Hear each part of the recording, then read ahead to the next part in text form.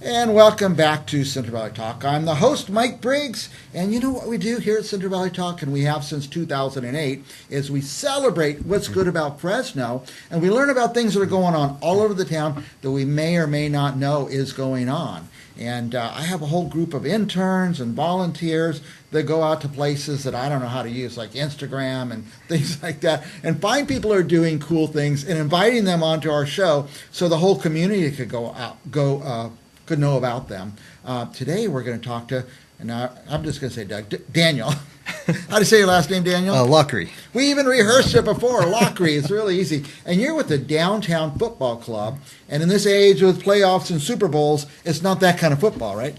That is true. No, we are European football, soccer. Yeah, the whole world calls it football. That's true. We're the only place that doesn't. We are the only place that doesn't. So we call it American football. And I don't like even calling what you do soccer. I mean, it's not so bad, I guess, to call it that. No, not at all. Yeah, not at all. Now, when you say football club, in my experience watching the sport, not in Fresno, but around the country and around the world, this is kind of the way it goes, football clubs, right? Yes, sir. It's a very international model that we follow, and the reason we don't say team is because we are not a single team. We actually have 3 teams operating under our umbrella, and therefore we refer to ourselves as a club. Tell me the 3 kinds of teams. We have a co-ed outdoor team competing out in the Madera Unified Soccer League. We have a co-ed indoor team, and we also have a men's indoor team. Men's indoor team. Okay. Can people move from team to team? Or yeah, absolutely. So we currently have 46 individual players spread across the 3 teams. And of those 46, I believe 4 play on more than one team. So they do. There is some crossover, but very minimal. Yeah. Now, how do you get on the team, into the club? Absolutely. However you want to say it. So we are a community club. We strive for openness, inclusivity.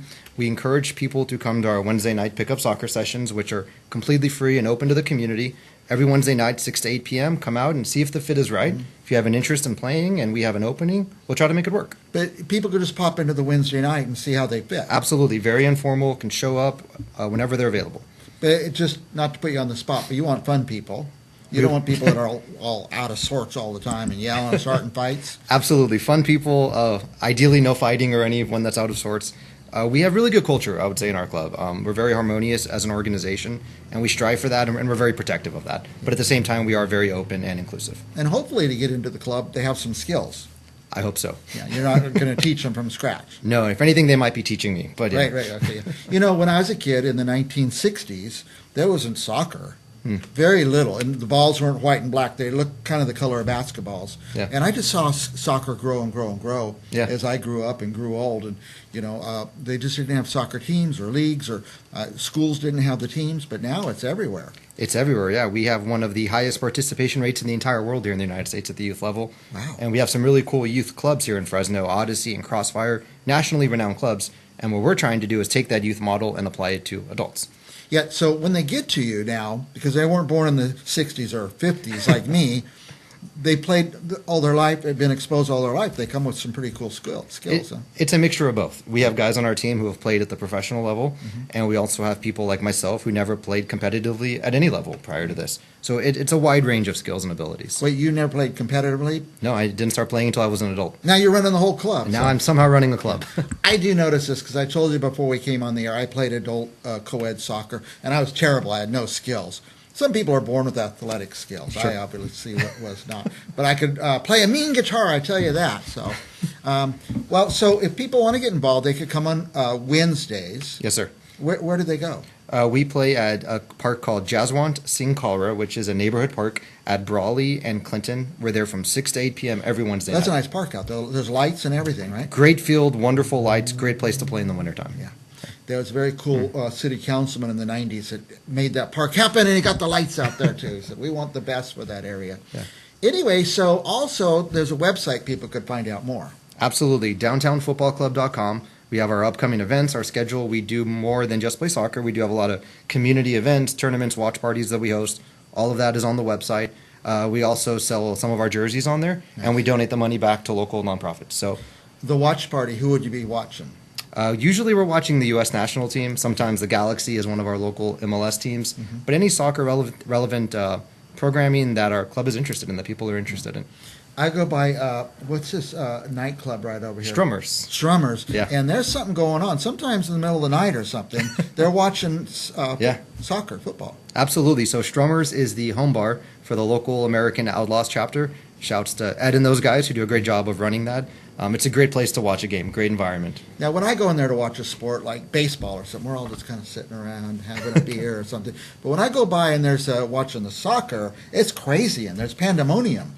Pandemonium is one way to put it. People are There's singing the songs. There's singing, there's chanting, there's all kinds of stuff going on. It is one heck of an environment. That's how it should be then.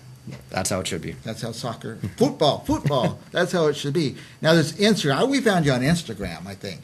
Yeah. So you got a good Instagram Thank you. Presence and a good web page. And so to our viewer, well, first of all, I want to say that maybe it's your hope and my hope that more clubs form. I would hope so. So right now we are the only one here in Fresno that we know of, but we would strongly encourage others to do the same thing.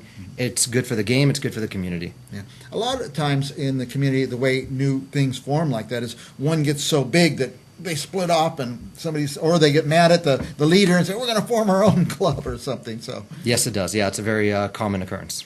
So it'll grow and grow and grow in Fresno, and hopefully Fresno becomes, well, it is a football town. We have a pro team. I would say Fresno is a huge soccer town, yes. Okay. We have a pro team, like you said. We have Central Valley Fuego. We're very blessed to have them back, which are in the third tier of the American soccer pyramid. We also have a newer team called Valley FC, which competes at the fourth tier. And we have about half a dozen supporters clubs, which is amazing for a city of our size. You know, people forget Fresno was one of the birthplaces of youth soccer in the United States. Harold S. Young, soccer innovator and pioneer and youth soccer pioneer, did all of that work here in Fresno. So I would consider Fresno to be a huge soccer community. I had no idea. Now, the Fuego, you said, they're in the third? Yes, sir. They're in the third tier. What does that mean? So in soccer, you have what is referred to as a pyramid, with the top of the pyramid being the first division, which here in the United States would be Major League Soccer, Galaxy, Earthquakes. And then you have the second tier, which would be USL Championship, which would be teams like Sacramento Republic up the road. And then you have the third tier, which would be USL League One. And that is where our local team, Central Valley Fuego, compete. And I guess for the Fuego, not to put you on the spot because that's not why you're here, but for the Fuego to move up, first they're going to need a bunch of people to show up to the stadium, and pay admission, and that's where they get their money. Then they could keep improving, and maybe move up a tier in the pyramid. Ideally, the U.S. soccer pyramid is based on money, exposure, and TV market. Right. And unfortunately, we do not have pro rel in this country. Yeah. So in order for them to move up, like you said, they would have to have a huge following and some really deep pockets. It costs around $300 million $300 million to move up, which is a whole lot of money. So and I don't want to be critical of Fresno because I love Fresno, and this show celebrates what's good about Fresno and the Valley. But we've had a tendency not to support. We had a AAA baseball team. Now we're down below single A now, and these different sports. But we need to get up. We need to get out and support them, and that'll make the difference for us. I agree 100%. The Fuego return this March. I think March 22nd to be exact, and hopefully more people will start going to the games. Well, I think that last World Cup got so many people excited. It was a tremendous World Cup. I hope so. I hope it built momentum and excitement for the game. You can see that kind of play right here in Fresno. And you can do that yourself. Go to the Fresno Downtown Football Club, DFC, right? We're out of time, but let's look at some of these pictures. Tell us what's going on here. Sure. This is our co-ed indoor team. This was their first season competing. How many people play on the team? We had 12. Not everyone is in this photo, unfortunately. And they competed out at High Performance Academy in Clovis. This is our men's indoor team. They've been competing for 3 seasons now. This is just some of the team, about 12 guys on that roster. And this is our outdoor team in Madera. We have around 28 people on that roster. 28 people. And we're entering our 3rd season there, actually this upcoming Saturday. Now, the indoor, it's 11 players on the field? It's 5v5, yeah. So it's much smaller. It's a smaller field. 5 players on each team? Yes, sir. So, okay, yep. Wow, that's got to move fast and be very exciting. Very fast, technical, high scoring. You have to have some endurance to do that. Yes, you do. We are way past time. I could talk to you another half hour, but people stop watching after about 10 minutes of these interviews, so we try to keep them shorter. What else do you want our viewers to know? No, that is it, I think, yeah. Come out on a Wednesday. Wednesday night, 6 to 8 p.m., Jazzwans in Colorado Park. Out at Clinton and Brawley. Clinton and Brawley. Anybody could walk in and just scrimmage. Yep, just show up, bring your cleats. We're going to end with this cool logo, Downtown Football Club, and we will be back with more Central Valley Talk right after this.